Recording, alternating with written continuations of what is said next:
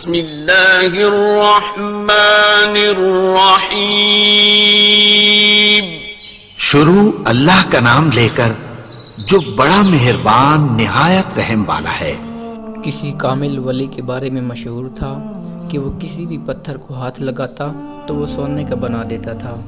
یہ خبر اڑتی اڑتی ایک انتہائی غریب شخص تک پہنچ گئی اور وہ کسی نہ کسی طرح بڑی مشکلوں سے اسے ڈھونڈتے ڈھونڈتے اس ولی تک آ پہنچا۔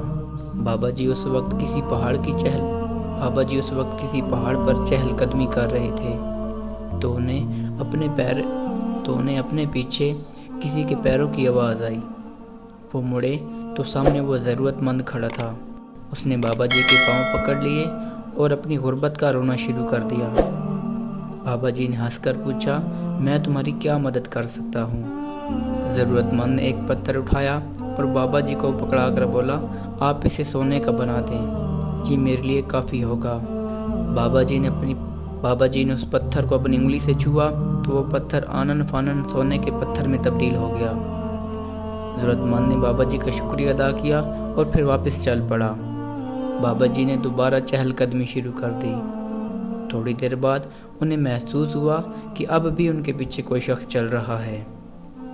انہوں نے مڑ کر دیکھا تو وہی ضرورت مند شخص ان کے پیچھے کھڑا تھا۔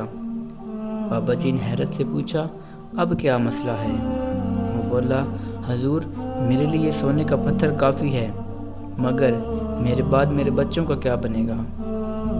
آپ تھوڑی سی مزید مہربانی فرما دیں تاکہ میرا خاندان بھی خوشحالی دیکھ سکے۔ بزرگ نے رستے کے ساتھ پڑی چٹان کو چھوا تو وہ بھی سونے میں تبدیل ہو گئی۔ بزرگ نے پھر ہنس کر کہا کہ لے بھائی کرمداد، اب یہ دولت تیری 7 نسلوں تک کافی ہے۔ وہ یہ کہہ کر دوبارہ آگے چل پڑے، مگر تھوڑی دیر بعد پھر محسوس ہوا کہ وہی ضرورت مند شخص ابھی تک ان کے پیچھے چل رہا ہے۔ بزرگ نے ذرا سخت لہجے میں پوچھا، اب کیا مسئلہ ہے؟ ضرورت مند بولا، جناب میں دنیا کا سب سے امیر آدمی بننا چاہتا ہوں، آپ نے اتنی مہربانی فرما دی تو ذرا مزید مہربانی فرما دیں۔ بزرگ کو ہنسی آ گئی اور انہوں نے اپنی انگلی کو دائیں بائیں کے پتھروں پر لگانا شروع کر دیا اور وہ ذرا سی دیر میں ہی پورا پہاڑ سونے کا ہو گیا۔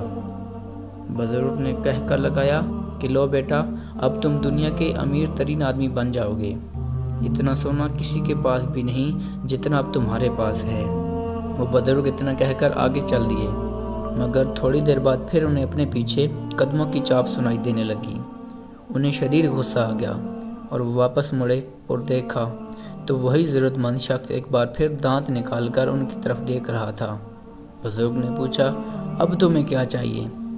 میں نے تمہیں دنیا کا امیر ترین آدمی بنا دیا ہے، جتنا سونا اب تمہارے پاس ہے اتنا کسی کے پاس بھی نہیں، تم اس سے جو چاہو خرید سکتے ہو۔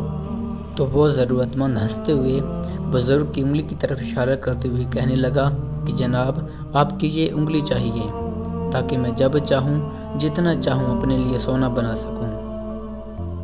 میرے عزیز دوستوں، یہ کسی اور کی نہیں، ہم سب کی کہانی ہے۔ ہم سب کو آخر کتنی دولت چاہیے ہوتی ہے؟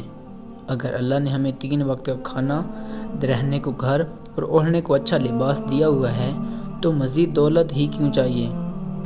ہمیں دولت صرف اپنی خواہشوں کے حصول کے لیے چاہیے ہوتی ہے، اور جبکہ خواہشیں دن بدن بڑھتی چلی جاتی ہیں، ان کی کوئی انتہا نہیں ہوتی، یہ دن بدن بڑھتی چلی جائیں گی، یہاں تک کہ انسان وہ انگلی بھی مانگ لیتا ہے جس سے دولت پھوٹ سکتی ہو۔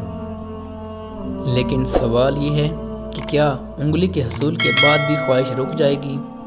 نہیں، بالکل نہیں، یہ یہاں بھی نہیں رکے گی بلکہ آگے بڑھتی رہتی ہے، یہاں تک کہ انسان ختم ہو جاتا ہے اور یہ دولت کی ہرس اور خواہش ختم ہونے کا نام ہی نہیں لیتی۔